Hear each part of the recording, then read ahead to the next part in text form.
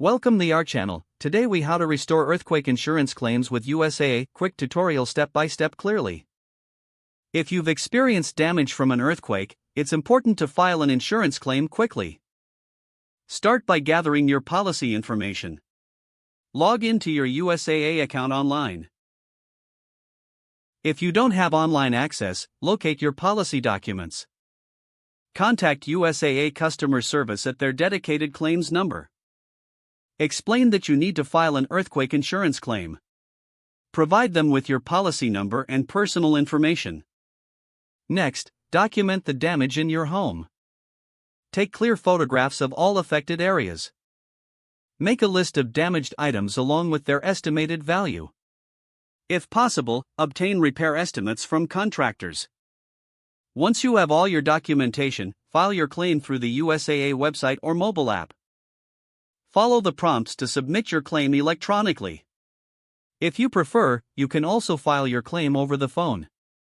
After submitting your claim, keep track of its status through your USAA account. A claims adjuster will be assigned to review your case. Be prepared to answer any additional questions they may have. Follow up if you do not hear back within a few days. Once your claim is approved, review the settlement offer.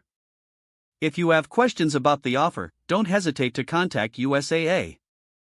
Make sure to understand the next steps for receiving your payout. Stay organized by keeping a file of all communications and documents related to your claim.